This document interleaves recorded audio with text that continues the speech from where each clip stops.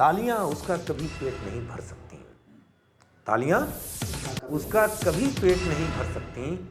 चंद सिक्के भी जरूरी हैं मदारी के लिए। वो कौन लोग थे जिन्होंने इस मुल्क के वासियों को जिंदा जलाया है? उनसे सवाल नहीं होगा। इसलिए नाज़रीन अस्सलामु अलैकुम रहमतुल्लाहि व बरकातुहू।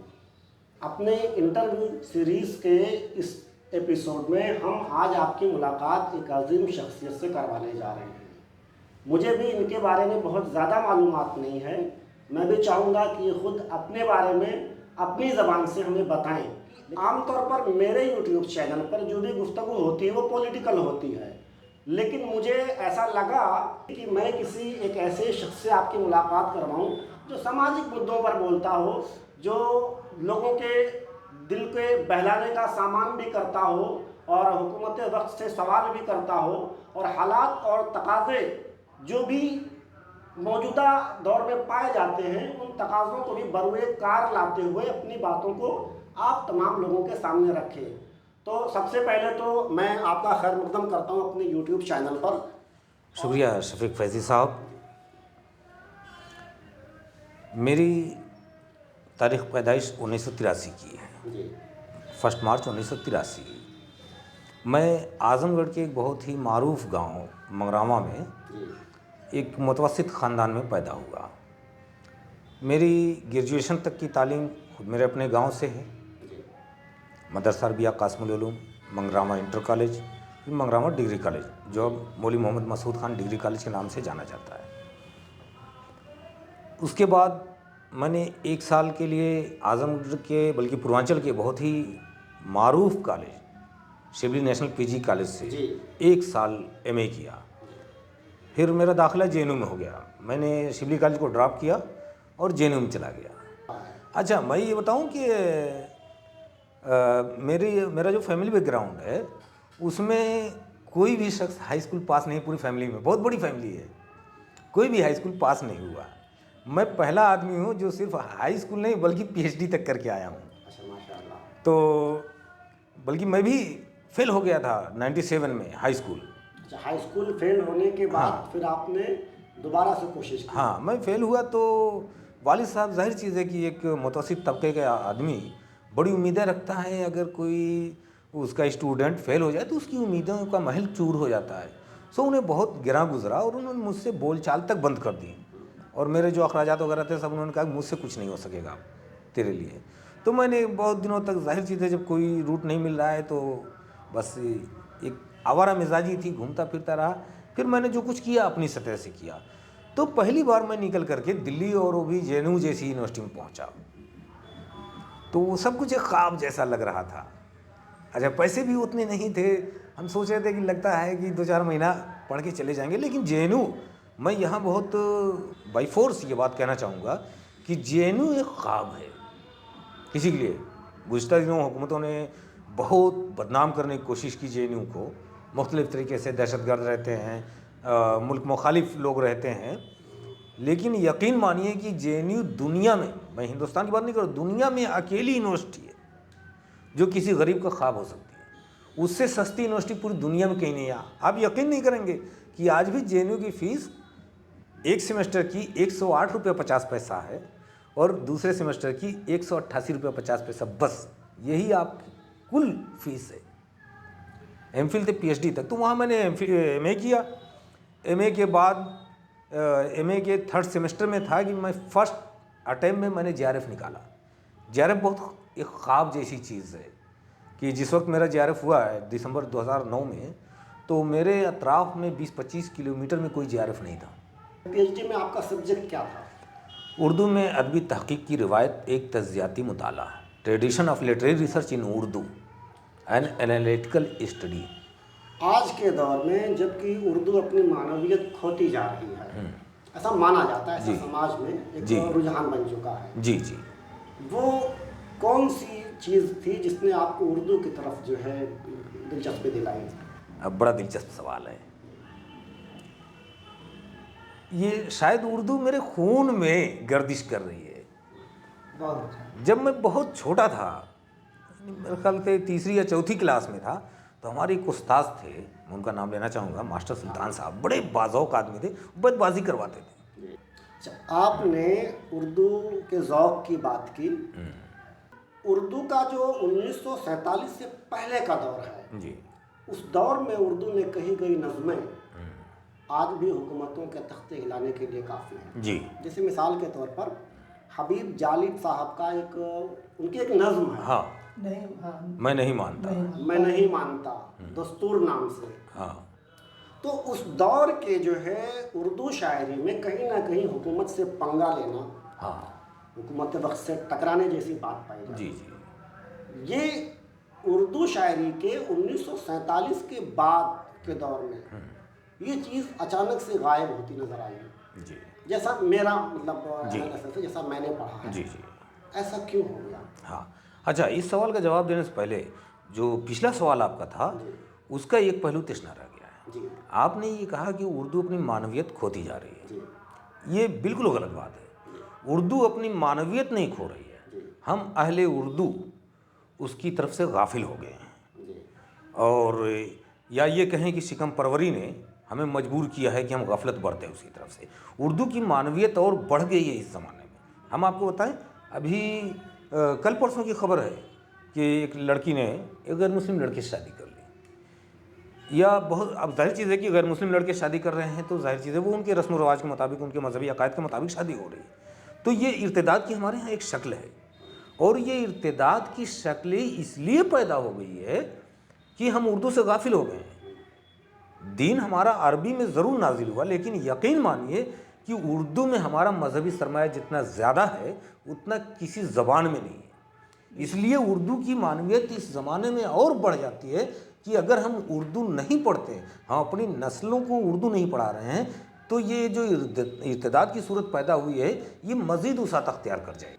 रिसेंटली जो है एक रिपोर्ट आई थी कुछ अखबारों में, नियर अबाउट 8 लाख मुस्लिम बच्चियों ने इस्लाम मजहब को छोड़ करके गैर मुस्लिमों से शादियां कर ली। जी, ये वो रिकॉर्ड है जो रजिस्ट्रार के यहाँ दर्ज हुआ है। इसके अलावा बहुत सारे ऐसे रिकॉर्ड भी होंगे जी, जो दर्ज नहीं होते, हाँ, उस पर आपत्ति नहीं होती। जी, तो आपके कहने के मुताबिक हाँ, इनको रोका जा सकता था अगर बच्चों में उर्दू का रुझान पैदा कर दिया हाँ, जाए। हाँ, शायर जो होता है सर, हाँ, वो अपने समाज, अपने तहजीब, अपनी सकाफत का आईनादार होता है। जी, पुराने ज़माने में जब समाज में कुछ गलत होता था तो शायर अपने अंदाज में उसकी मुखालफत करता था। जी, जी, जी। आज का शायर ऐसा करता हुआ नज़र नहीं आता।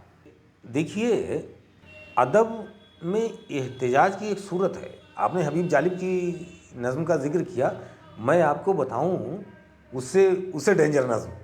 ब्रिटिश गवर्नमेंट में जो उसने नज़्म लिखा ईस्ट इंडिया कंपनी के फर्जंदों से ख़िताब, आखिर के मैं 2 शेर सुनाता हूँ। कहता है कि खैर ए सौदागरो अब है तो बस इस बात में, वक्त के फरमान के आगे झुका दो गर्दने। एक कहानी वक्त लिखेगा नए मजमून की, जिसकी सुर्खी को ज़रूरत है तुम्हारे खून की। वक्त का फरमान अपना रुख बदल सकता नहीं, मौत टल सकती है, ये फरमान टल सकता नहीं।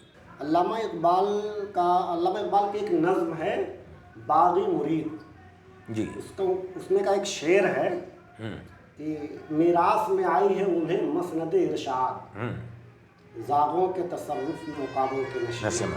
आज के दौर में हमारा जो शायर होता है वो इन नाम नेहाद सो कॉल्ड धर्म गुरुओं के खिलाफ आवाज़ क्यों नहीं उठा रहा है?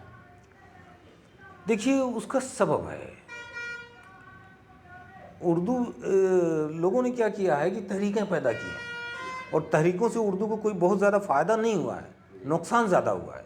अब वो सर सैयद तहरीक एक इस्लाही तहरीक थी, उसके बाद तरक्की पसंद तहरीक हमारे यहाँ आती है। तरक्की पसंद तहरीक ने क्या किया, अदब को नारेबाजी बना दिया, प्रोपगंडा बना दिया।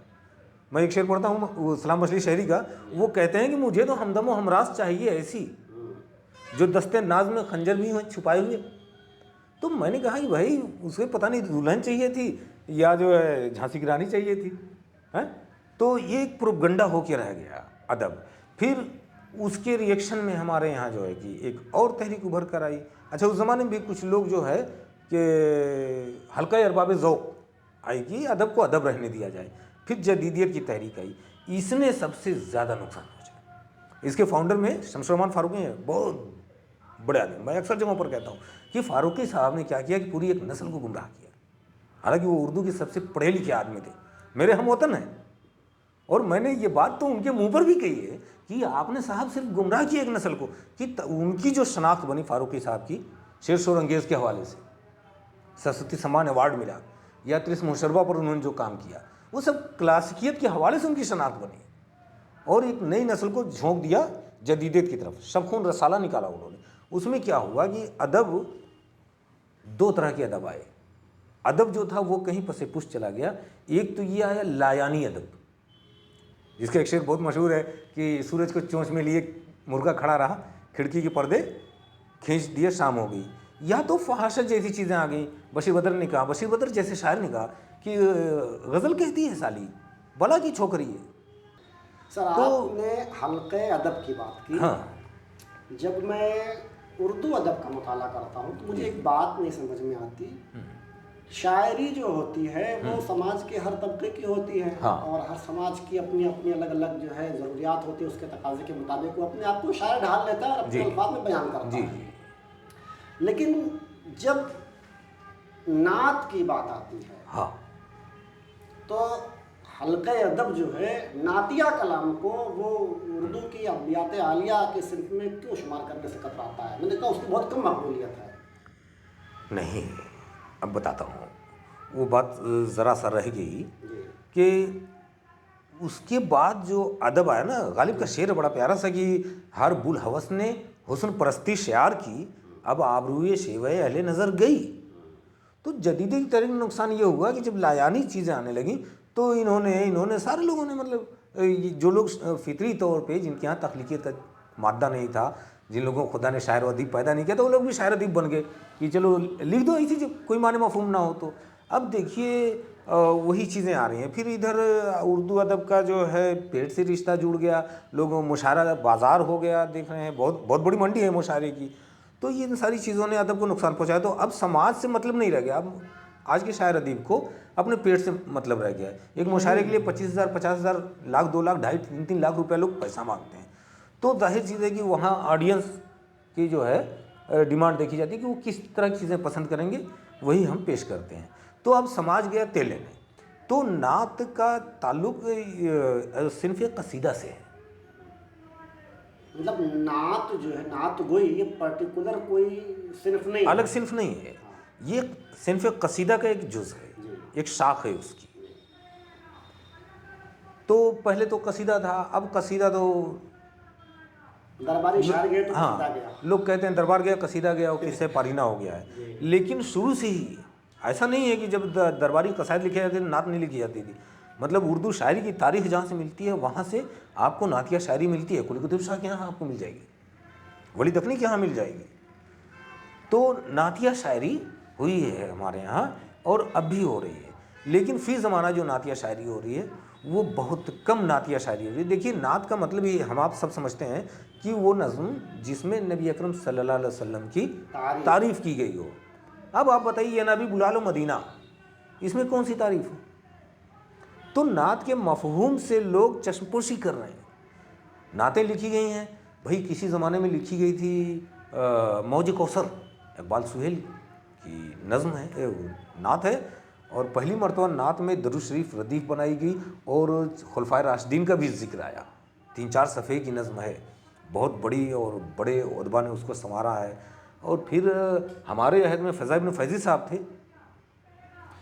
देखिए साहब, क्या कहते हैं, फ़ाज़िल मकतब हिरा, तरकीब देखिए उसकी, फ़ाज़िल मकतब हिरा कौन? मोहम्मद अरबी या मरहूम हबीब हाशमी कहते हैं कि ये फ़साहत, ये बलागत, ये फ़साहत, ये बलागत, ये क्या निज़ाम, ये बलागत, ये निज़ाम, इल्म शर्मिंदा है उम्मी लक़बी के आगे। आज ऐलान ये करता है शहीदों का लहू, जान क्या चीज़ है नामूस नबी के आगे। तो लगता है कि नात कही जा रही है, और म्यारी नात। मैं इत्तलान आपको बताऊं, पता नहीं इल्म में है नहीं, निदाए शाही मुरादाबाद से जो रसाला निकलता है, उसने आज से 20-25 बरस पहले, मैं समझता हूँ, 1000 सफ़े का नातुन नबी नंबर शाये किया। आप ये कहना चाह रहे हैं कि मौजूदा दौर की जो नातिया कलाम है, हाँ, वो कहीं ना कहीं दुआइया किस्म के हो गए हैं। दुआइया किस्म के हो गए हैं। फिर भी अगर मैं आपसे पूछूं कि बर वक्त आज़ादी से पहले या आज़ादी के बाद या अभी के शायरों में अगर किसी एक शायर को मैं चुनना चाहूँ कि सबसे अच्छी नात जिसमें फ़नी अच्छाइयाँ भी हों जी और मानी के एतबार से भी हो, हाँ। तो वो कौन सा शायर हो सकता है जिसने नाते नबी को नात के तकाज़ों के सामने कही हो? हाँ, देखिए यूँ तो कई नाम आते हैं। अब ज़ाहिर चीज़ है कि पूरे मंज़रनामे पर सारे शायरों के नाम तो मुझे मालूम भी नहीं है। अभी हालिया दिनों वफ़ात पा गए हबीब हाशमी, बहुत आला पाए की नाते हैं उनकी। फिर मरहूम रईसुल शागरी बाराबंकी साहब की नाते हैं। तो बहुत मेयारी नातें कही गई हैं और अब भी कही जा रही हैं। हाँ, अलबत्ता चूँकि नात का फ़न एक ऐसा है ना, देखिए हम्द कहने में आपको आज़ादी रहती है, जो चाहें कह लें, अल्लाह की तारीफ़ के लिए सब कुछ रवा है। लेकिन नात कहना पुलसिरात पे चलने के बराबर है। बड़ा मुश्किल है ये। भाई ऐसा ना हो कि रसूल खुदा की तारीफ़ में कोई कमी रह जाए, कहीं से कोई सुएज़न का पहलू उभरे, है ना, या कहीं ऐसा ना हो कि हम रुतबे से ज़्यादा बढ़ा दें तो ये गुलू कर दें, ये भी गलत हो जाएगा। आपके बारे में मैंने सुना, मैं और बाबे अदब बिटवा की जो माहाना तरीन नशिस्त होती है, जी। तो उसमें बताया गया, आप नूर साहब ने मुझे बताया कि आप उसमें तबसरे करते हैं। तो वो तबसरे आपके फ़नी एतबार से जो है आप शेरों को परखते हैं, मानवी एतबार से परखते हैं, फ़न अरूज़ के एतबार से, कैसे क्या मतलब उसमें आप बताते हैं लोगों को? नहीं, देखिए ये जो 2-3 चीज़ें आपने बताई, तो ये चूँकि फ़न के एक-एक पहलू हैं जी और जब तक कि किसी तख्लीक के एक-एक पहलू पर निगाह ना हो, तब तक कोई भी तबसरा या तनक़ीद जो है अधूरी रहेगी जी और कोई भी अधूरी चीज़ अपनी मानवियत नहीं रखती। तो बज़्म अरबाब अदब इटवा में मेरे जो तबसरे हैं वो कुछ बहुत ज़्यादा बामानी नहीं हैं। चूँकि तबसरा या तनक़ीद करना मकसद भी नहीं होता, क्योंकि मकसद सिर्फ़ ये होता है कि जो नए लोग हैं या जो हमारे मासिर हैं, उनके यहाँ अगर कहीं से कुछ फ़नी सकम पैदा होता है तो उनकी निशानी की जा सके। वो तबसरा नहीं या तनक़ीद नहीं है। हाँ, कि बस वो ज़रा अपने अंदर जो है थोड़ी सी इस्लाह कर लें तो ज़्यादा मुनासिब है। हालात हाज़िरा के तनाजुर में आपका सबसे पसंदीदा मौजूद जिसमें आपको ये शेर कहना चाहिए? हाँ, आज का बड़ा बर्निंग इशू ये है बेरोज़गारी। तालियाँ उसका कभी पेट नहीं भर सकती, तालियाँ उसका कभी पेट नहीं भर सकती, चंद सिक्के भी ज़रूरी हैं मदारी के लिए। अच्छा, ये जेएनयू में आप रहे जी। वो टुकड़े टुकड़े गैंग, क्या ये आइडियोलॉजी जेएनयू के साथ सेट आती है, फिट होती है? देखिए, उस वाक़े का चश्मदीद गवाह हूँ मैं। हम यहाँ एक प्रोग्राम कर रहे हैं, हम में से कोई ये तो नहीं चाहेगा कि ये प्रोग्राम कहीं से ख़राब हो। नहीं, बिल्कुल नहीं। लेकिन ये अगर भीड़ है तो इसमें कोई हमारा मुखालिफ होगा ना, तो वो आके हंगामा मचा जाएगा। जेएनयू में एक प्रोग्राम था शहीदों के लिए, उसमें टुकड़े टुकड़े गैंग का मामला कहाँ से आया? इनके जो एबीपी जो आरएसएस की स्टूडेंट, अखिल भारतीय हाँ, विद्यार्थी परिषद, वो जो है उनके कुछ लोग आके मुंह पे रुमाल रख करके उन्होंने उसमें नारेबाजी की और ये तो साबित हो गया कि जैसे कहा गया कि पाकिस्तान जिंदाबाद वगैरह के नारे और टुकड़े टुकड़े होगा हिंदुस्तान के नारे लगे। भाई ये तो पुलिस की मनगढ़ंत कहानी थी, दिल्ली साकेत कोर्ट में साबित हो गया है। आपको पता है वो सारे केस वापस हो गए हैं। जो कन्हैया कुमार पे, उमर खालिद पर केस लगे थे वो वापस हो गए।